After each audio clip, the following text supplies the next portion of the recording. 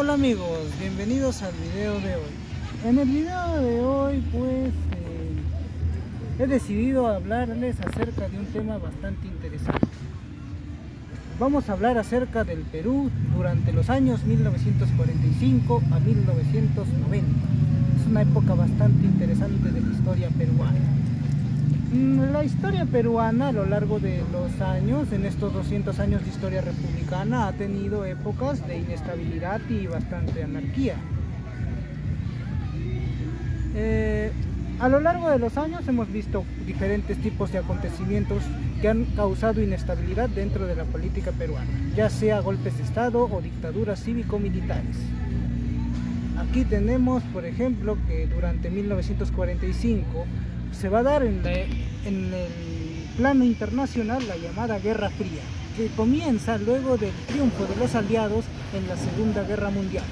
Este enfrentamiento, que no fue directamente bélico, sino ideológico, enfrentó pues a las potencias que habían logrado vencer a la Alemania nazi. Estábamos hablando pues de la URSS, ¿no? La Unión de Repúblicas Socialistas Soviética y Estados Unidos. El Perú vivió la época de la Guerra Fría durante los gobiernos de José Luis Bustamante Rivero. De hecho, en esa época es donde comienza la etapa de la Guerra Fría. El gobierno de Bustamante Rivero fue un gobierno bastante débil. Bustamante Rivero en sí era un personaje bastante débil, bastante manipulable.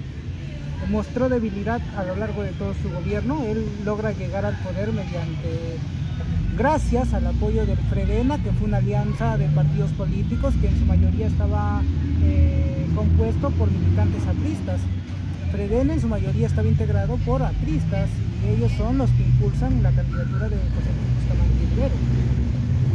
Un dato curioso que podemos agregar es que Bustamante Rivero enfrentó en aquellas elecciones al entonces militar, el mariscal Eloy Ureta Montermoso, que es el último gran mariscal del Perú, que había sido el comandante militar de la campaña contra el Ecuador en 1941. Hay que decir que por esas épocas también en el Perú se vivía una especie de buen año para la llamada democracia. En la época se comprendió como la época llamada como la primavera democrática. Comienza con la época del gobierno de Manuel Prado Ugarteche, ¿no? Ahí vamos a tener la famosa guerra con Ecuador, que va a ser una especie de guerra de reivindicación del ejército peruano, a raíz de que vemos de que el ejército peruano venía del desastre del 79, que fue la guerra con Chile, y esto fue una especie de reivindicación para el ejército. Luego tenemos que a raíz de estas inestabilidades, a raíz de estos movimientos subversivos que hace el APRA por todo el país, vemos de que la situación para el gobierno de Bustamante era insostenible. Un grupo de marinos trató de sublevarse en el Callao por aquellos años. Esto ocasionaría el golpe de estado del general Manuel Odría en 1948, el 27 de octubre. A esta etapa se le conoce como la Revolución Restauradora, así se le conoce a la etapa. A esta etapa caótica pues va a llegar a su fin con el golpe de estado del general Manuel Odría en 1948, el 27 de octubre. A esta etapa se le va a conocer como la Revolución Restauradora y va a ser el ascenso al poder del general Manuel Odría, que va a dar inicio pues en el Perú a lo que va a ser el llamado ochenio de Manuel Odría, que fueron 8 años de gobierno del presidente en cuestión, Manuel Arturo Odría. Una cosa curiosa que podemos decir del gobierno de Manuel Odría es que fue un gobierno abiertamente dictatorial y autoritario. Llegó al poder de manera algo dudosa, algo oscura, vamos a decir de esa forma, porque pues según el libro del historiador peruano Alfonso Quirós, Historia de la corrupción en el Perú, las elecciones de 1950 fueron las elecciones más fraudulentas de la historia peruana. ¿Pero por qué se llega a esta conclusión? Bastante simple. Odría amañó las elecciones de 1950 debido a que era el único candidato en dichas elecciones, no había ningún otro, ya que cuando Odría llegó a la presidencia puso la llamada Ley de Seguridad Interior. Odría, por otro lado, pues fue un gobierno opresivo. En su gobierno había opresión y bastante represión. No había libertad de expresión, era una dictadura abiertamente. Llegó al poder, no olvidemos que Odría llegó al poder mediante un golpe de Estado.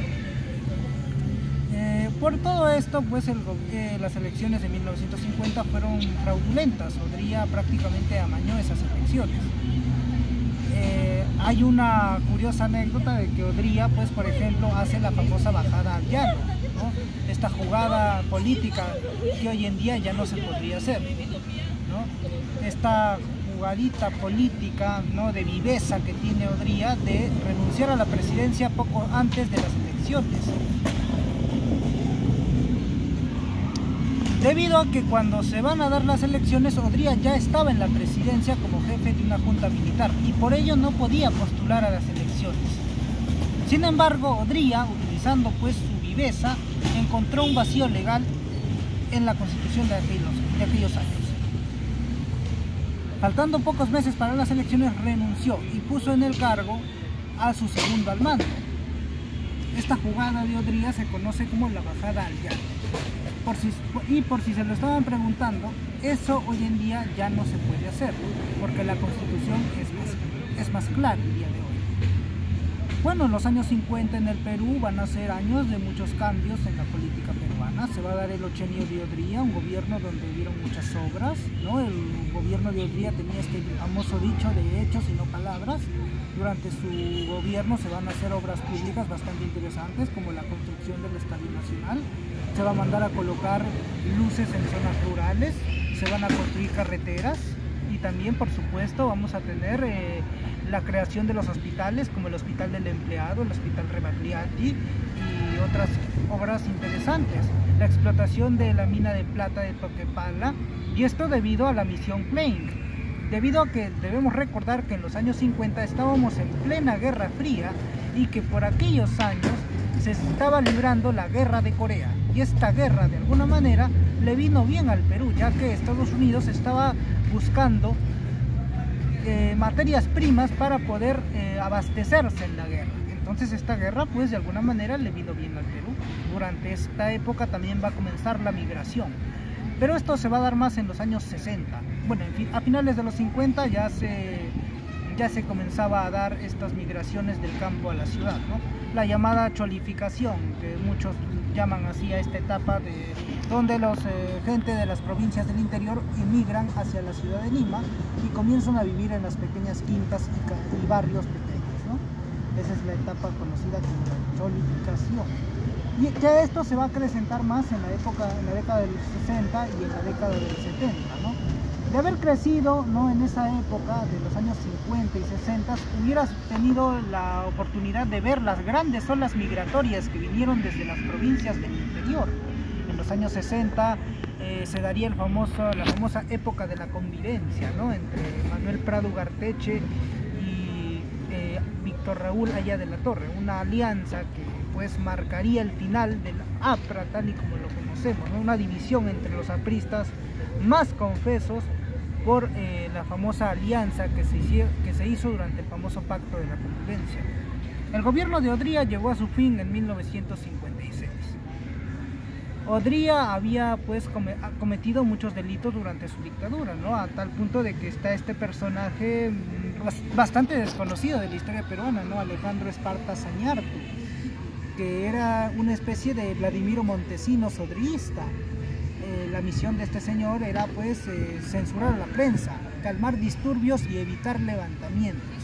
Como ya dije, era como una especie de Vladimiro Montesinos odriista, y no hay mejor analogía que esa.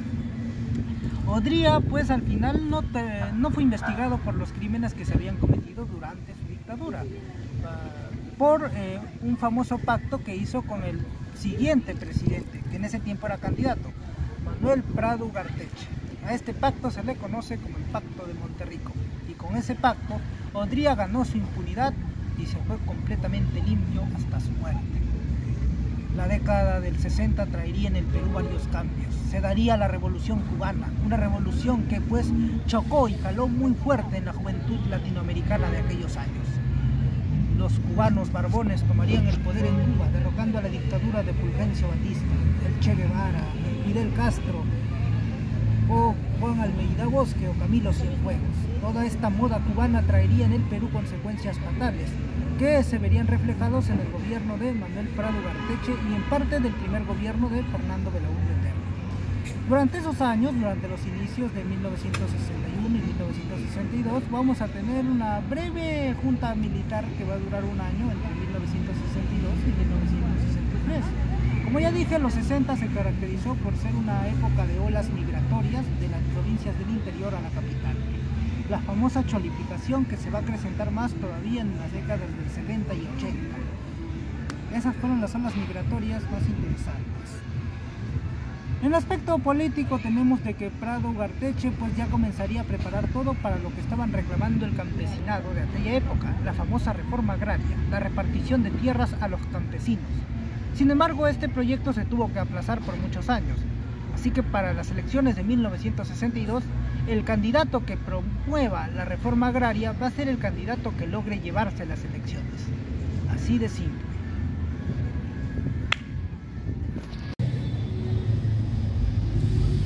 En las elecciones de 1962 se dio algo curioso.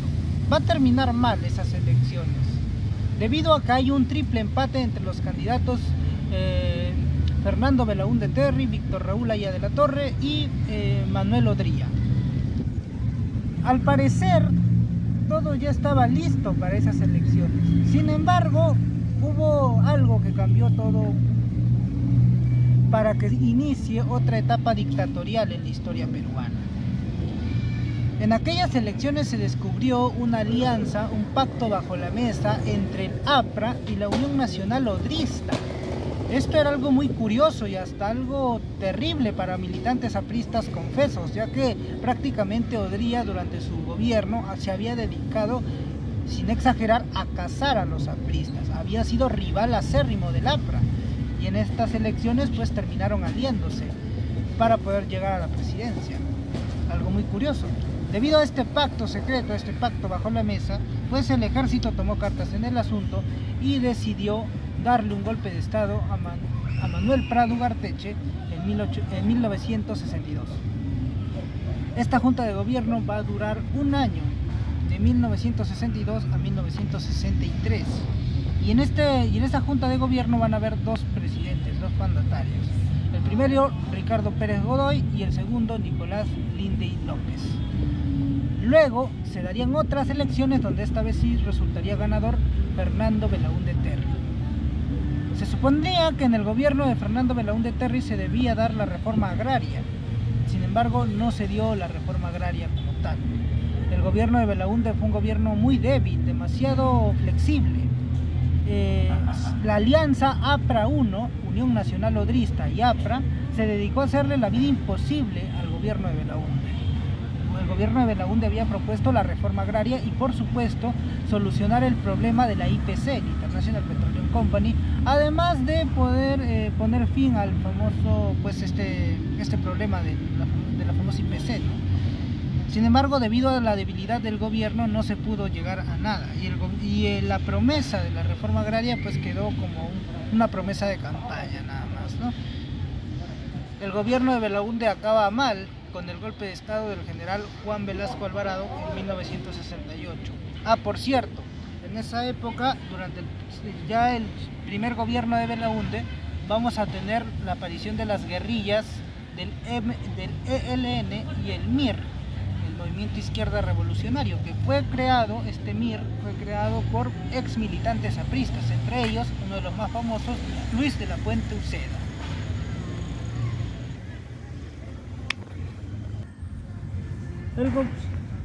Las guerrillas del MIR y el ELN estaban inspiradas abiertamente en lo que había sido la Revolución Cubana.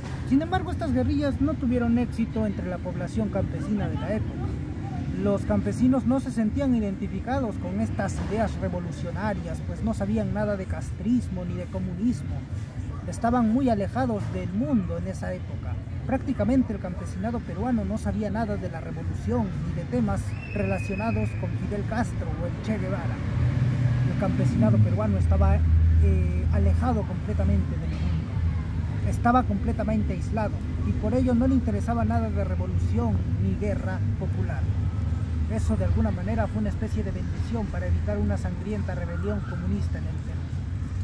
Las guerrillas de Luis de la Fuente Uceda y el ELN terminaron siendo derrotadas en 1965.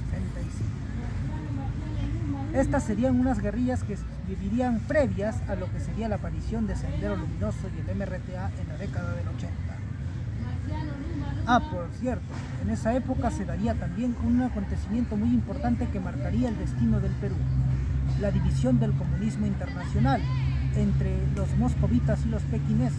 Esta división entre los comunistas a nivel internacional, vamos a decir que fue importante para la creación de lo que iba a ser el nefasto movimiento Sendero Luminoso, debido a que este movimiento insurgente de Sendero Luminoso, que surgió en los años 80, que era exageradamente dogmático y exageraba absolutamente todo, pues era de tendencia maoísta, estaba pegadas a las ideas de Mao Zedong. Sin embargo, hay que entender de que si queremos entender el surgimiento de Sendero Luminoso como tal, tendríamos que hablar de la división del comunismo internacional entre los moscovitas y pequineses, aquellos pro-soviéticos y pro-chinos. Recordemos que en aquella época Moscú y Pekín eran las dos grandes ciudades que profesaban el comunismo. Bien, la división entre moscovitas y pequineses fue fundamental para la creación de lo que iba a ser pues Sendero Luminoso. Pues en esta época vamos a ver la división entre, en aquel momento, las dos ciudades más grandes que profesaban el comunismo, que eran Pekín y Moscú. Esta división fue fundamental y también se vio en el Perú, de hecho con la aparición del partido Bandera Roja. Bandera Roja fue un partido que pues estuvo metido en estas rencillas entre aquellos pro-soviéticos y pro-chinos. Y de hecho Sendero Luminoso es una incisión dentro del partido Bandera Roja. En el 64 se declaran maoístas y Sendero Luminoso es abiertamente maoísta. Y por cierto, en ese momento también es importante mencionar de que Abimael Guzmán va a hacer el viaje a China maoísta en 1965. Un viaje que va a ser también muy vital para lo que va a ser la formación de sus ideas acerca de este absurdo pensamiento de una revolución grande, ¿no?, que iba a movilizar a todo el pueblo en contra del Estado opresor y abusivo, comparando las selvas de la China maoísta con la sierra peruana, que iba a ser, según él, en su visión algo utópica y dogmática, su fortaleza contra aquellas tropas que quieran defender el sistema anárquico que tenía el Perú en ese tiempo. Sin embargo, todo estaría alejado de la realidad, pues se va a quedar demostrado más adelante que China, pues evidentemente no era el Perú. Como ya dije, el campesinado de aquella época no conocía nada de revisionismo, ni de comunismo, ni de maoísmo, peor de stalinismo. Desconocía completamente todo eso, había quedado completamente aislado de los acontecimientos que habían pasado en el mundo. Se desconocía completamente la revolución cubana, se desconocía la revolución china o la revolución rusa, no se conocía nada de eso. El campesinado de aquella época solo estaba preocupado porque se dé la reforma agraria, que se terminaría dando en el gobierno revolucionario de las Fuerzas Armadas, en la época de Velasco. Bueno, ahora viene la etapa conocida como el gobierno revolucionario de las Fuerzas Armadas. Esta etapa se va a comprender entre 1968 y 1979. Fueron 12 años exactamente de dictadura militar, pues duraría hasta 1980. En esta época tendremos dos mandatarios. El primero, Juan Velasco Alvarado. Durante su gobierno vamos a tener que se va a dar la reforma agraria, tan esperada por el campesinado peruano. Una reforma agraria que, por cierto, fue mal hecha desde todo punto de vista. Se vieron actos de corrupción durante el gobierno velasquista, a tal punto de que las cooperativas en aquella época pues eran corruptas. En el gobierno de Velasco vamos a ver que se van a dar muchas reformas, todas de tendencia pues nacionalista: la nacionalización de los recursos, ¿no? La expropiación de la IPC, la International Petroleum Company. Velasco llega al poder después de derrocar a Fernando Belaúnde Terry por el famoso escándalo de la página 11. Llega al poder y comienza a solucionar los problemas de forma prácticamente impulsiva, ¿no? Desesperada. Expropia los bienes a la IPC. No solamente eso, sino que va a dar la nacionalización de los recursos. Va a comenzar el armamentismo, ¿no? El armamentismo peruano. Durante su época vamos a estar entre los no alineados, que en esa época pues había como ya dije, pues estaba dando la Guerra Fría, ¿no? La Guerra Fría entre Estados Unidos y la Unión Soviética. Por aquella época también a nivel internacional también se estaba dando la Guerra de Vietnam. Tenemos el caso del famoso Vietcong, ¿no? El Vietcong, que logra darle bajas terribles al ejército norteamericano. Vietnam es considerado el mayor desastre militar de la historia estadounidense, donde se vio de todo, donde los veteranos de guerra quedaron con secuelas terribles a causa de la gente naranja y a causa de los narcóticos y el consumo de estupefacientes, que fue terrible en aquella época para el soldado norteamericano, que también era repudiado por aquella época. La guerra en Estados Unidos de Vietnam fue abiertamente rechazada, ¿no? Y el consumo de opio, heroína, fue lo que más se acrecentó en aquella época, ¿no? Hay una película muy interesante, El gángster americano, ¿no? Donde se nos cuenta cómo se trasladaban en los ataúdes, pues, mercancía, ¿no? Droga, desde esta droga, la heroína, el opio, la amapola, desde Tailandia, todos esos lugares, o Vietnam, ¿no? Vietnam, se buscaba ese sector, ¿no?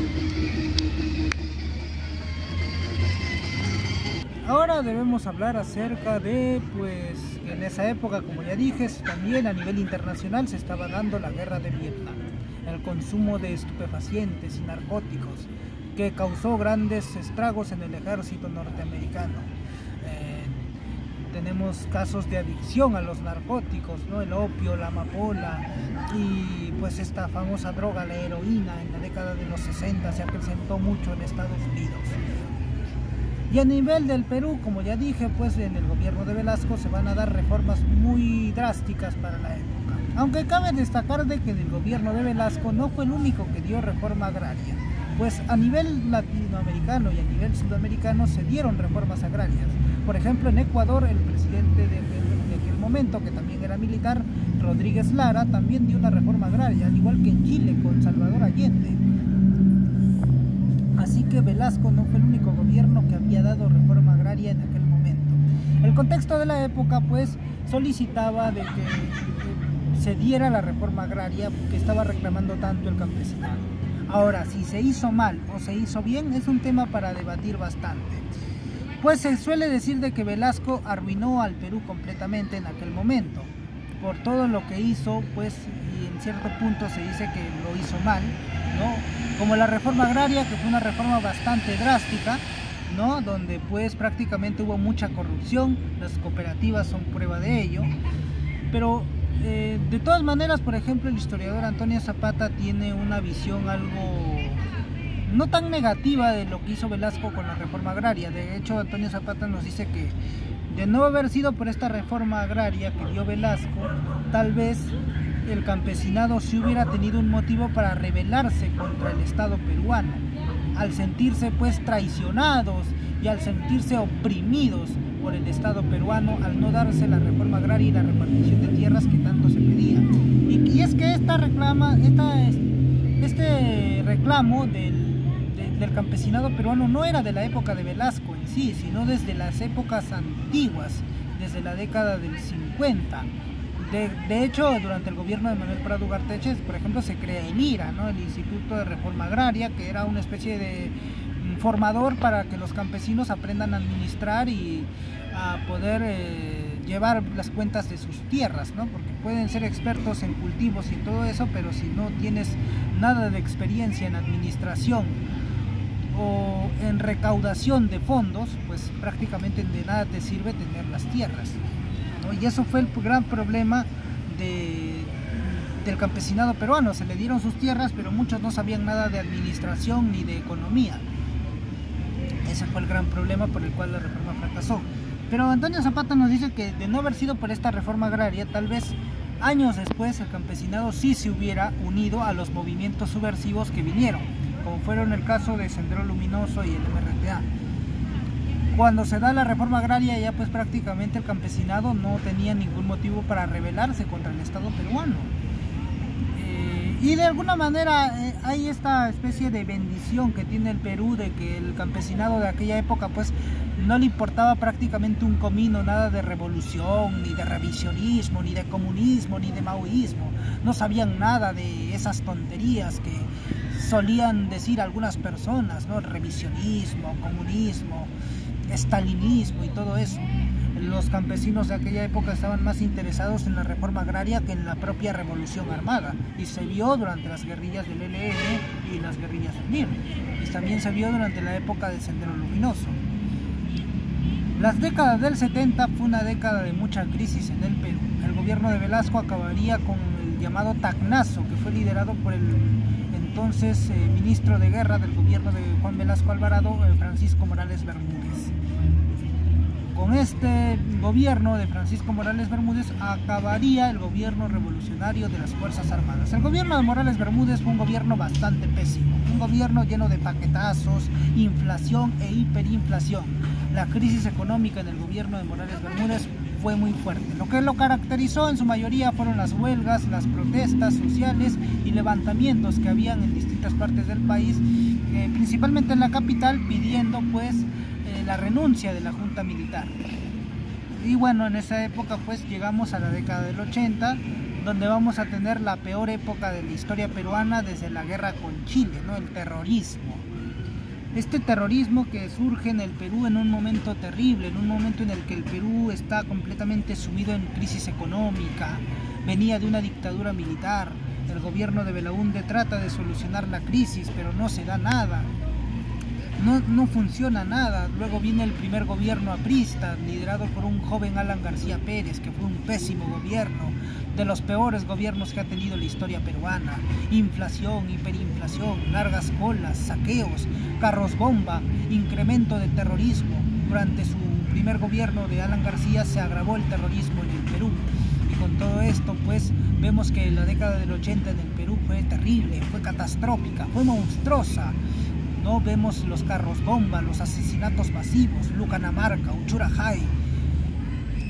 Aunque debemos decir de que Abimael Guzmán eligió un mal momento para dirigir su dichosa revolución dogmática y utópica, pues en el mundo la Guerra Fría ya estaba llegando a su fin, a tal punto que en aquella época la URSS había fracasado en su intervención en Afganistán. En 1985 el secretario general de la URSS declaró que la guerra en Afganistán ya era inviable y que se retiraran las tropas. Un fracaso soviético que tuvo pues en ese momento un fracaso militar la Unión. Bien, como iba diciendo, en la década del 80 se estaba poniendo fin a la Guerra Fría, ¿no? Como iba diciendo anteriormente, Abimael Guzmán pues de alguna manera eligió una época terrible, una época mala para liderar su revolución utópica y dogmática, que ya era pues obvio que iba a fracasar en el Perú.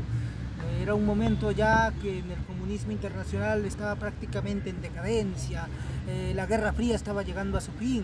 En 1985 el secretario general de la URSS terminó por retirar a las tropas soviéticas que estaban en Afganistán, ¿no? En esta intervención que tiene la URSS en Afganistán, y que es un fracaso militar soviético muy similar a lo que había tenido Estados Unidos en Vietnam 13 años antes. Todo esto se ve en la década de los 80, la decadencia de la Unión Soviética, que va a llevar a su posterior disolución en 1991. En la década de 1990 llega al poder pues Alberto Fujimori, al mando del partido Cambio 90. ¿No? En esas elecciones se enfrentó al candidato presidencial Mario Vargas Llosa por el Fredemo, ¿no? Que era candidato del Fredemo. Al final Fujimori termina ganando las elecciones de 1990. El gobierno de Alberto Fujimori fue un gobierno abiertamente corrupto, un gobierno donde se dieron altos índices de corrupción, ¿no? se vio durante esta época, durante la década de 1990. Además, durante esta época, durante la década de los 90, se va a dar el último conflicto que va a tener Perú y Ecuador en 1995, la guerra del Cenepa. El Perú durante la década del 90 va a tratar de levantarse de la terrible situación económica que tenía por aquel entonces, ¿no? La crisis económica que había dejado el gobierno aprista, la hiperinflación ocasionada por ese mal gobierno. Todo eso, el Perú va a tratar de levantarse en aquel momento, ¿no? Y se van a dar algunos acontecimientos, como por ejemplo la captura del siglo en 1992, ¿no?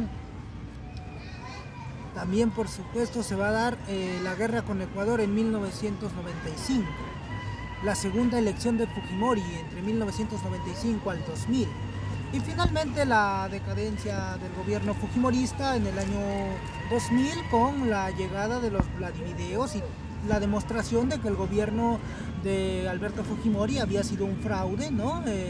Porque ya iba prácticamente por su tercera reelección, y esta tercera reelección ya era prácticamente ilegal. Y es así como terminamos la década de los 90 en el Perú, ¿no? Con una dictadura ya prácticamente cívico-militar. Un gobierno abiertamente corrupto, como lo fue el gobierno de Fujimori, que terminó por caerse en los años 2000, ¿no? con el descubrimiento de los Vladivideos y el descubrimiento de toda esta cadena de corrupción que jalaba el gobierno de Alberto Fujimori, ¿no? Con los famosos Vladivideos, ¿no? Donde pues se mostró de que el gobierno, a través del asesor presidencial Vladimiro Montesinos, compraba canales de televisión, compraba diarios, compraba partidos políticos y todo eso. Por todo eso se caracterizó pues el Perú en esos años. Durante la década del 90 también podemos mencionar que pues se dio el desmembramiento de Yugoslavia, ¿no? Que era un estado que se había formado durante la década de los 40 después de la Segunda Guerra Mundial, y que fue un estado formado por varios pequeños países en los Balcanes, ¿no? Como Eslovenia, Serbia, Montenegro, Croacia, los países actuales que hoy conocemos, que en esa época integraban un solo país, que en este caso era Yugoslavia, y que se habían mantenido gracias a una especie de dictadura estable que había tenido pues uno de los personajes que es muy importante en la historia de estos países, ¿no? Croacia, Serbia y Montenegro, Kosovo, Bosnia y otros países que integraban pues la extinta Yugoslavia, que fue pues Josip Broz Tito, ¿no? Este dictador que lideró a la República Yugoslava durante casi toda su vida, ¿no? Él gobernó prácticamente de forma vitalicia Yugoslavia hasta su muerte en 1980. Con la muerte de Broz Tito, pues se comenzó este problema inestable, ¿no? Este problema de inestabilidad política y social dentro del país, ¿no? Entre estas diferencias etnológicas que había, ¿no? Estas diferencias ideológicas también que había en el territorio yugoslavo, ¿no? Tanto de etnia, tanto en el tema de etnia, tanto en el etniológico como en lo ideológico, ¿no? Con el tema pues de la rivalidad entre serbios y croatas, las diferentes religiones que había en el territorio, y todo eso llevaron que al final en Yugoslavia se diera una guerra sangrienta. Una sangrienta guerra en Yugoslavia que terminaría con el desmembramiento total de la entonces llamada República de Yugoslavia. Todo eso se dio durante la década de 1990. Además, durante esa época pues la OTAN bombardearía pues a Serbia, ¿no? Lo que causaría el rendimiento y la rendición absoluta de las tropas serbias durante dicha guerra de Yugoslavia, ¿no? Donde aparece este famoso personaje Slobodan Milošević, ¿no? Un personaje bastante polémico y nefasto en la historia de este país, ¿no? Yugoslavia, que fue en parte la persona que promovió la guerra en Serbia para que estalle la guerra en Yugoslavia. Bueno, amigos, por todo eso se caracterizó pues el Perú en esos años. Como se pueden dar cuenta, desde 1945 al año 1990 han pasado prácticamente 45 años. 45 años donde se ven toda clase de cosas, ¿no? Crisis política, crisis económica, algún auge fugaz, algún auge efímero, pero nada más. Fueron también épocas de muchos cambios, ¿no? La migración, las olas migratorias que vinieron desde las provincias del interior y todo eso. Bueno amigos, espero que el video de hoy les haya gustado, haya sido de su agrado. Bueno, estamos grabando, ¿no?, en esta ocasión, en este lugar. Espero que el video haya sido de su agrado, les haya resultado informativo. Suscríbanse, denle like para más. Hasta la próxima, nos vemos en un próximo video. Chao, cuídense. Los leo en los comentarios.